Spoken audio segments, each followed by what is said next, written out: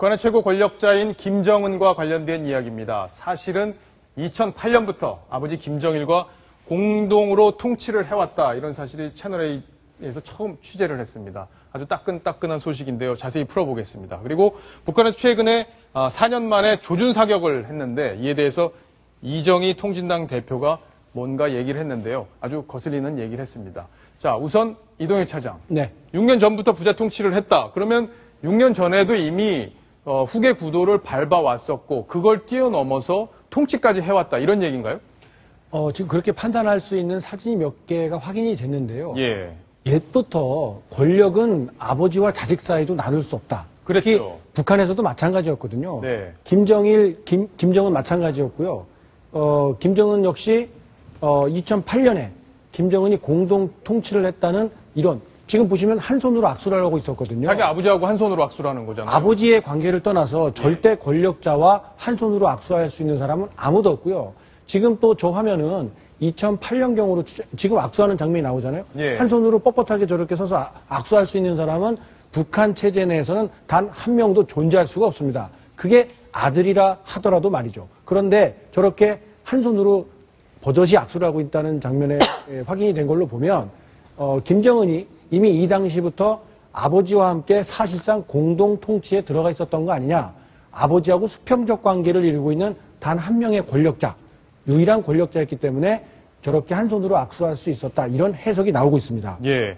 사실 갑작스럽게 권력 승계를 해서 굉장히 권력 기반이 약할 거다. 이렇게 그동안 분석을 해왔는데 그렇죠. 만약에 2008년부터 이런 공동 통치를 해왔다면은 우리가 생각하는 것보다 훨씬 더 기반이 탄탄하다. 이렇게 봐야 될 것 같아요. 그렇죠. 그런 해석이 충분히 설득력이 있다고 보여지는 게요. 2008년, 그러니까 아버지인 김정은 위원장이 숨지기 3년 이전부터 예. 혼자서 독자적으로 현지 지도를 다니는 이 장면들이 기록 영화를 통해서 확인이 되고 있습니다. 아, 예. 자, 북한에서는 아까 말씀드린 것처럼 독자적인 권력은 단 한 사람만이 가질 수 있는데 지금 화면에 보시는 것처럼 혼자서 저렇게 군 고위 관계자들을 격려하고 지시를 하는 모습들을 어렵지 않게 확인할 수 있거든요. 예. 저런 장면들은 단 한 명, 김정일 국방위원장만 할 수 있었는데 아들인 김정은도 이미 3년 전부터 저런 행동을 하고 있었다는 거죠. 예. 이런 점으로 볼 때는 김정은이 이미 아버지 김정일과 권력을 분점하면서 이미 통치 수업을 받아왔고 이미 권력을 어느 정도 승계해온 것 아니냐. 예. 이런 분석이 설득력을 얻고 있습니다. 예. 저 얘기는 아마 추가적으로 계속 발표 또 당국의 얘기 이런 것들이 흘러나올 것 같은데 저희가 계속 관심을 갖고 추적해서 보도해드리도록 하겠습니다. 자, 이번에 4년 만에 북한이 우리 쪽을 향해서 조준 사격을 했어요. 이게 어떤 의미가 있는 겁니까? 북한이 우리 초소를 향해서 사격을 한 것은 4년 전입니다. 2010년 강원도 화천에 있는 15사단 예. 이 지피를 향해서 기관총 2발을 공격을 해온 적이 있거든요. 예. 그 이후에 4년 만에 있었던 일인데요. 19일입니다. 오전 8시 10분에 북한군 10명이 경기 파주 지역 군사 분계선에 접근해 오는 것을 우리 군이 확인을 하고 예. 북한 쪽 초소를 향해서 대응 사격을 했습니다. 그랬더니 북한군에서 우리 쪽 초소를 향해서 총탄 2발을 공격을 해왔습니다. 그래서 여기에 또 맞대응을 해서 수십 발의 기관총 공격을 우리가 북한 쪽 예. 초소를 향해서 공격을 했고 그리고 나서야 우리 쪽으로 접근해 오던 북한군들이 자기 쪽으로 되돌아가는 이런 사건이 있었습니다. 자, 박성훈 논설위원. 네. 북한이 지금 계속 이렇게 도발을 하고 있는 이런 상황에서 네네. 우리 한국의 정당 대표가 지금 또 한국 정부를 비판했어요. 네. 어떻게 봐야 됩니까? 이정희 통진당 대표가 남북 관계에 대해서 지금 위험천만한 대북 삐라 살포와 잦은 총격전을 예. 우리 정부가 제대로 통제하고 있지 못하다 이렇게 얘기를 했습니다. 이 말 뜻은 우리 정부가 삐라 살포를 뿌리도록 방치 내지 조장하고 또 이른바 총격전도 사실 우리 군인들이 하는 것을 제대로 정부가 통제하지 못하거나 방치하고 있다. 이런 뉘앙스로 들릴 수밖에 없는 얘기인데. 그러게요. 예. 예. 사실 저 얘기를 들으면 과거 천안함이나 연평도 북한의 도발 때에도 우리 정부의 이명박 정부의 대북 강경 정책이 결국 이러한 상황을 불렀다라는 투에 그러한 우리 정부를 힐난하는 쪽에 그런 얘기를 했었는데 지금 이 상황은 알다시피 4일날 북한의 3인방이 인천 방문한 이후에 3일, 4일 간격으로 계속 NLL을 넘어오고 또 MDL 군사분 계선을 침범해서 계속적으로 도발을 야기하고 있는 이런 계획적인 상황을 전혀 무시한 우리 정부의 책임만을 묻고자 하는 그런 발언이 아닌가 싶습니다. 자, 이분들 보면은 이게 과연 우리나라 국민들인지 아니면 어느 나라 국민들인지 모르겠어요. 늘 북한에 대해서는 아무 얘기 안 하고 우리 정부를 향해서 비판을 하고 있는데 과거에도 이정희 대표가 저렇게 우리 정부를 공격하는 이야기, 황당한 이야기들을 많이 해왔습니다. 그 장면들 저희가 영상으로 모아봤습니다. 이미 14선언에서 2007년에서 14선언에서 서해특별 평화협력지대라는 것을 남북이 합의한 바가 있습니다. 그랬다면 이번에 천안함이 북이 해안포를 사격할 수 있다는 생각으로 백령도를 엄폐물로 삼아서 뒤에 숨는 그런 작전을 했어야 했을까요? 그럴 필요가 아마 없었을 것입니다.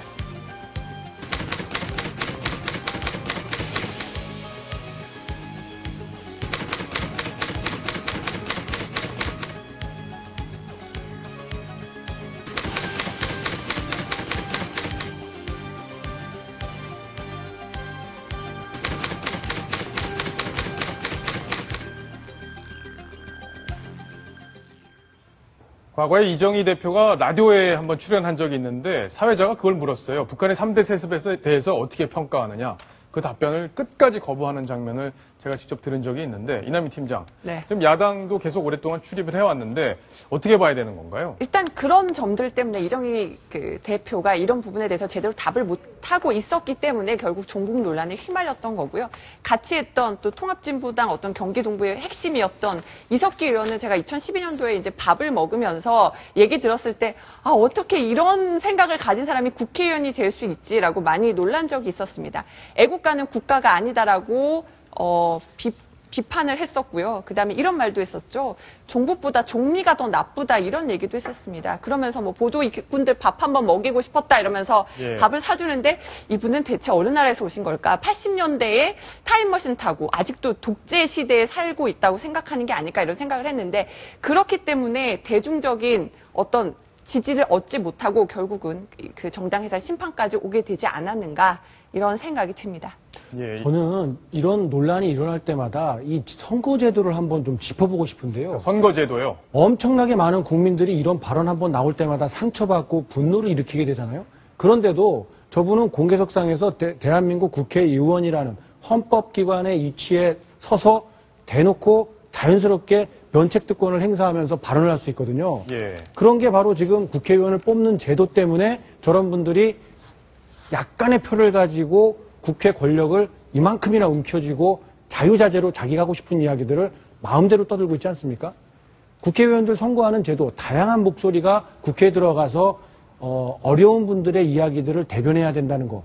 거기에 거부 의사를 밝힐 사람은 없어요. 그런데 저렇게 아주 외골수적이고 북한을 따라가고 싶어서 안달이 난 분들까지 국회에 꼭 보내야 되느냐.